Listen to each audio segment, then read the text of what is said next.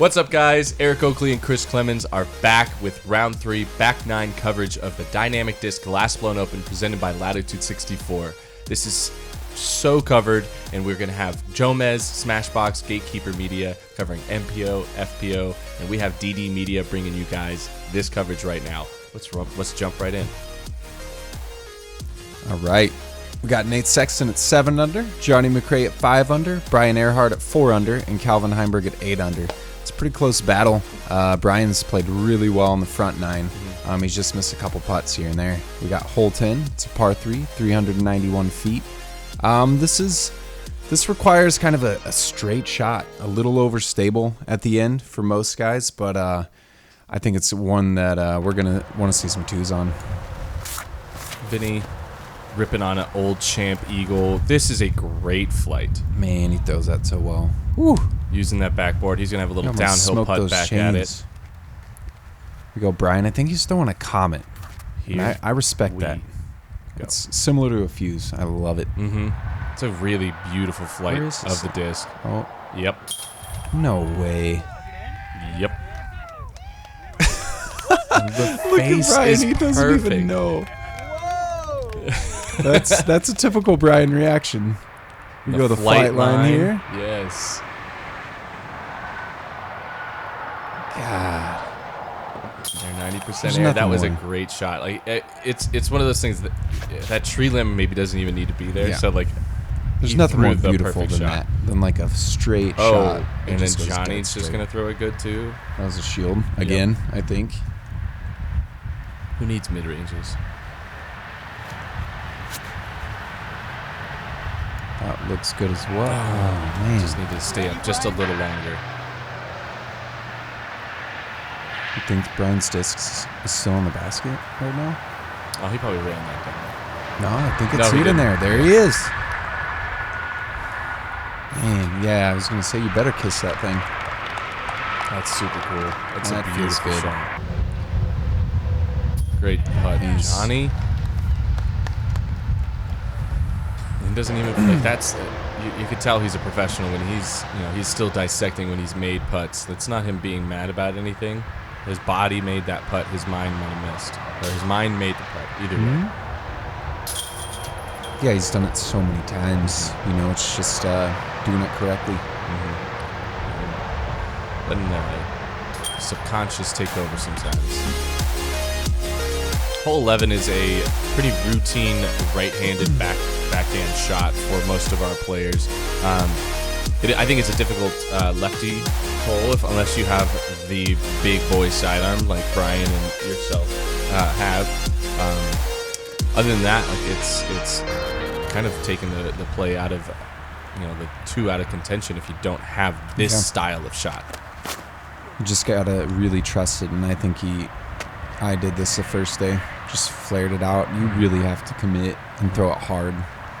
It's a pretty far sidearm for sure. I mean, I know it says only 399, but I feel like I'm pumping the Enforcer just to get.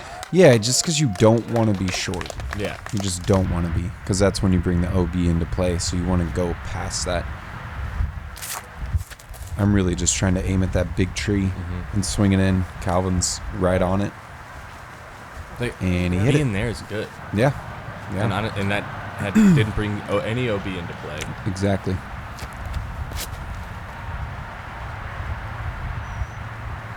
This is really good from Nate. Ooh. Oh, almost had us back-to-back aces. Yeah. I was going to say that might have been OB if he didn't hit the basket there. Is that a ringer? I think it's a flex zone.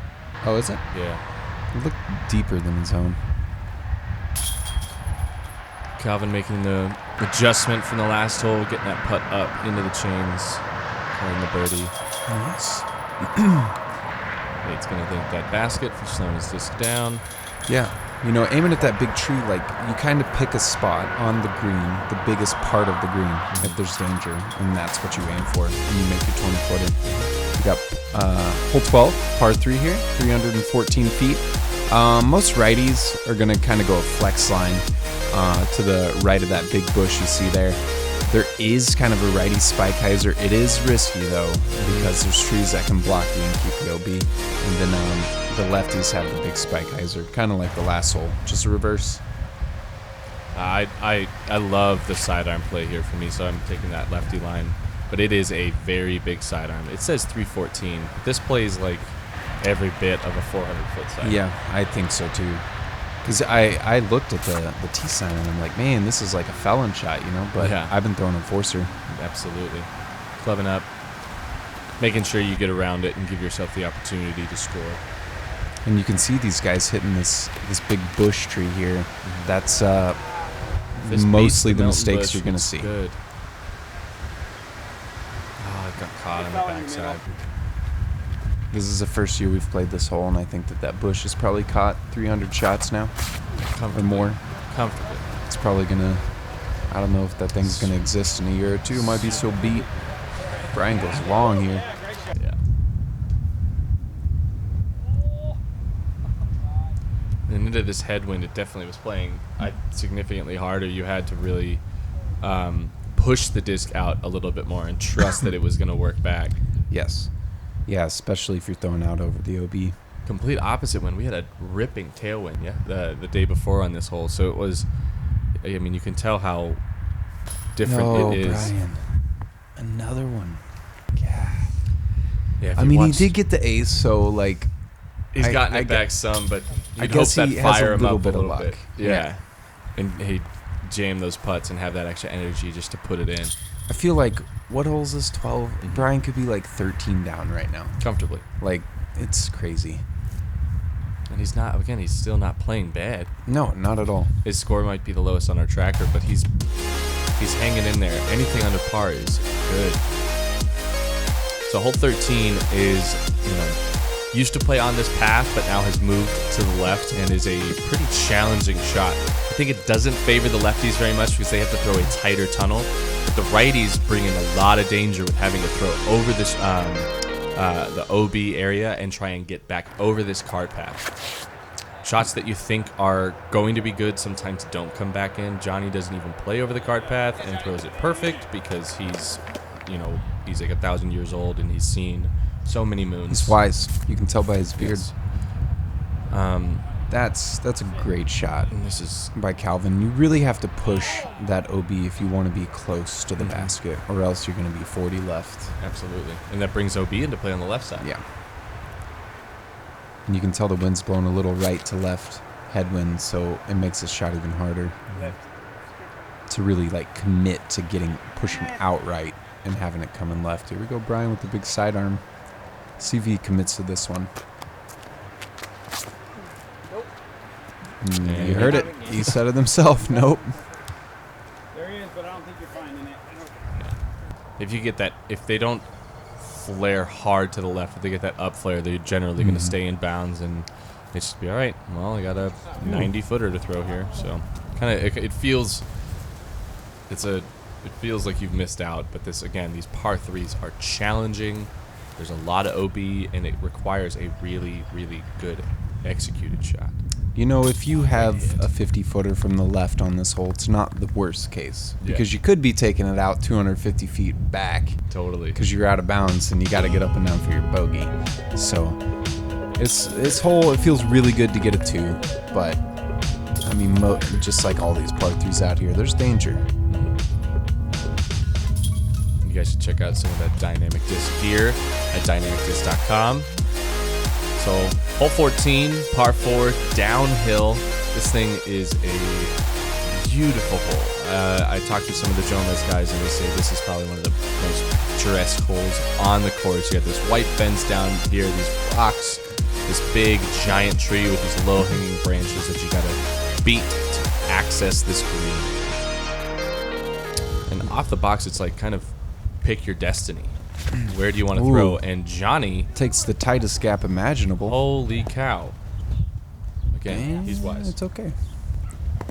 I don't know if he was aiming for that gap. I doubt it. He was probably going for that gap that Calvin just threw. They just sawed it off, but, he's That's living really right. good. I think, after that stretch of, what was that, 4 straight par 3s, and you'd like to get a couple there, but This hole really gives you an opportunity to open up with not too much danger Mm-hmm. and try to get a birdie. It's fun. I always enjoy coming to this hole. I think I like this hole for the reason that bad shots get punished, and your good shots get rewarded, and your okay shots, shouldn't do too much. So it's a pretty favorable hole. As long as you throw a good enough shot, you're gonna have an opportunity on your next shot. But you have to throw a good shot from that next shot. You know, I think that is a good testament to the design of the hole and a lot of the holes out here on the course. Yeah, this just needs to work for him. This course is playing .25 over par. Ooh, Wow, that sucks. that's tough break. unfortunate. Nate said that sucks. I would agree. I'm with him there. There's not much else you can say about it.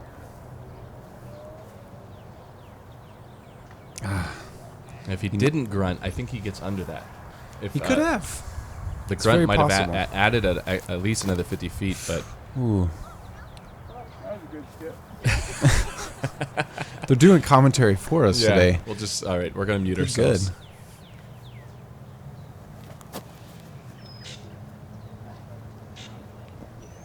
Easy up and down for Johnny McCray. Vinny almost giving that one a chance.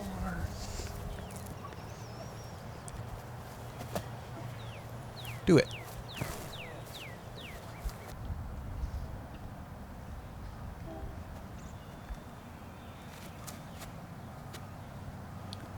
Man, I did watch Isaac Heinen jam like an 80-footer on this one, and it was out of his hand. You're just like, yep, Good. Yeah. no doubt. He's from Kansas City area, and I've played with him for years. You've And seen that he will bunny, huh? he will do that. Yeah. There was a year that we played, and I was playing with Joel Freeman. It was me, him, Joel Freeman, and some other guys. And Isaac, I don't think, missed inside of 60 feet for like 3 straight rounds. And then when he finally did, we just looked at each other like, what's happening? He's crazy sometimes. All right, we got hole 15 here, par 3, 438 feet. This hole was playing super tough in round 2 because of the headwind. Today, I think it was more of a tailwind, so it should play a little easier. People should be able to throw the big hyzers out over the OB and really trust that it'll come back in. But if you don't get in bounds. It plays as an island. You got to go to the drop zone. So No, back-to-back island holes. I didn't even realize that we did that until yesterday, I think. And I was like, huh, yeah, this is an island hole. The next one's an island. This one's just a much bigger island Yeah. hole, and like you really shouldn't be OB. But I've seen possible. I've seen some crazy breaks. ooh, I actually did see a disc come in and hit a tree on the left side. Like, I think it was that tree that's long that Calvin almost hit. this looks good. And he hit the tree and kicked it OB, and you have to go all the way back to that drop zone. It's just so brutal, but it makes sense. It's the island rule. Looks like Nate sawed that off a little bit. That's not We'll bad. still end up having Just a look chill. though. Yay.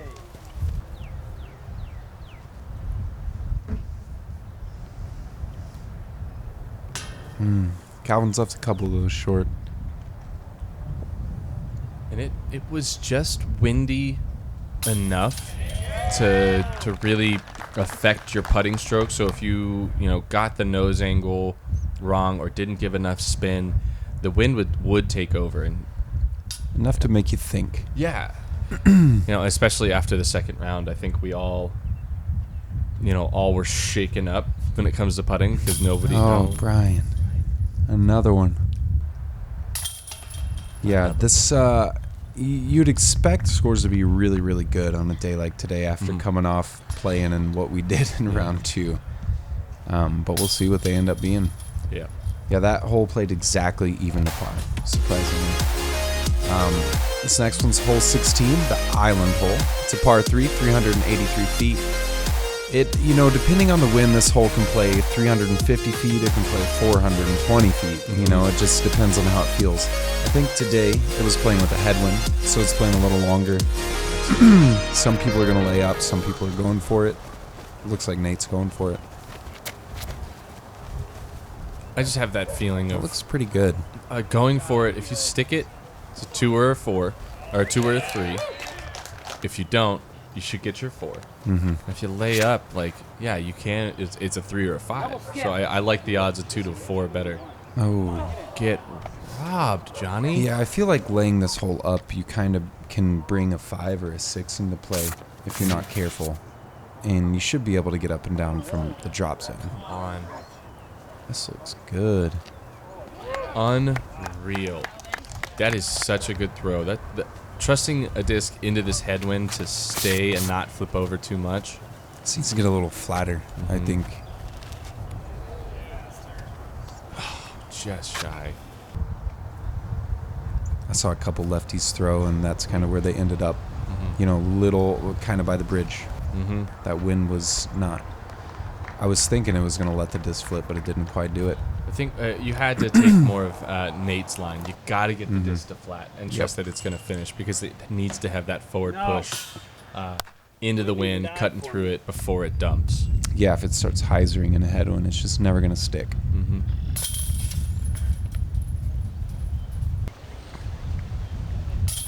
Great That's two good from too. Calvin. Feels really good to 2 this hole, especially with the next 2 coming up. Oh yeah. This is definitely one of the more difficult finishing stretches in 16, 17, and 18. Yeah. All holes playing over par, I think all weekend. And, you know, this is taking the wide route to see, but we don't actually get to access this part because it's mandatory. But this demanding tee shot really forces you to choose what you're going to do. If you go big, you bring in OB, but if you can throw a good, accurate shot straight, you can play this hole very, very smart and get a pretty comfortable 4. Yeah, this hole is playing almost a stroke over par today, the hardest hole on the course. This Calvin wants is to ace it. crushed. Wow. No way. That's really, really good. That may be the longest drive that hole's ever seen. And this is what I think Calvin does. We saw it at Vegas where nice little touch. Tickle. He gets comfortable and he just starts throwing the disc better and better and better as the round goes on. That's a good shot from Johnny. That's a good spot to be. Yeah, Calvin, even though he's missed a couple putts here and there, like he just doesn't ever let that stuff affect him. And that's why he's such a good golfer. If you've ever been around Vinny, I don't think I've ever seen a change in the tone of his voice. This is That looks aggressive. good. If it doesn't Be hit good. that, that's the trouble with going for it from That- there. Now he moves up to the OB line. and he doesn't get much progress on the hole. This is more the play you would want to be throwing. Something that pushes straight and then finishes, giving yourself, if you go out of bounds, you're at least up there. There are a lot of guardian trees on this hole good shot. that keep Wow. discs OB. The one that Brian hit, there's a big one back there. I've hit it. I've seen people hit into these trees a lot. He's going through it again. It's the tantalizing to go correction. for it. It's just right there. You're like, all right, I can execute the shot, but then those trees, they're bigger than you think. They're closer together, and they bite. They bite hard. Don't do it. Get up there. It's a good shot. Yeah. He's played this hole really well.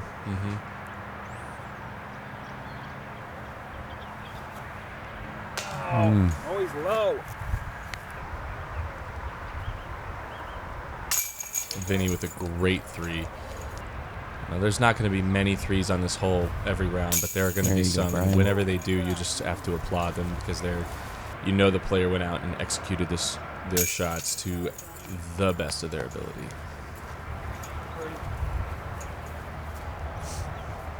Yeah, it's a super tough hole. Got hole 18 here, the finishing hole, par 4, 673 feet. There's a couple different plays here. You can throw kind of a chip sidearm for a righty, about 250, 300 feet to where the women tee off from, and then throw a 400-foot hyzer over the water. Or you can throw the regular drive that we did last year, throw it, straight 450 feet, and then go up the gut with the mid-range. So we'll see what these guys choose to do here. So, the moment I saw how simple the layup was, I was really like shocked that I didn't practice it Yeah, because it is so routine. yeah. Sidearm hyzer, backhand hyzer. Worst case, if you've executed either shots to a decent amount, you're getting a par. Right, exactly. And I think as the week's gone on, people are figuring that out. You know, as they see maybe their card mates throw that, because maybe some people didn't practice it because, you know, last year, the past couple years, we've thrown the regular drive From this way out rip, long, you know, kind of just what push Brian's it. doing. Yeah. You know, and as a left-handed player, he might be trying to throw there and then throw a spike hyzer in, which is there.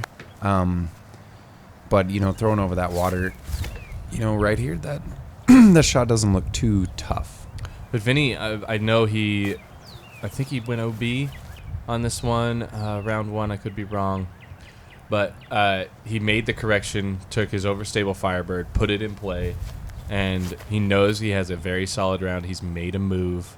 That's just being incredibly smart.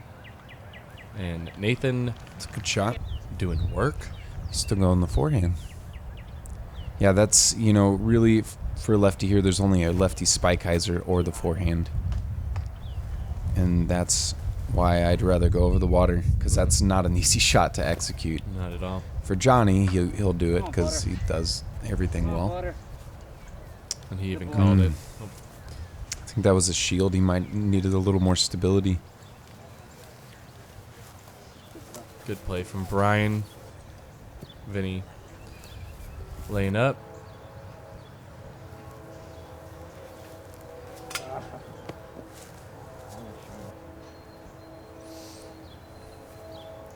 See, there's no wind right now.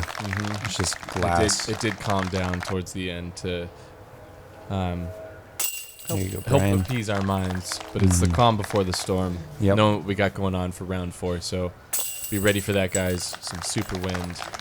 We saw some great golf from our players here. Brian with the ace. Brian That had was a sweet ace, guys. SC top 10. Make sure you guys go share that around. Let's get as much buzz going about that. Sexton at 9, McCray at 7, Earhart at 3, and Heimburg making a push, getting to 12 under par. Thank you so much, guys, for tuning in.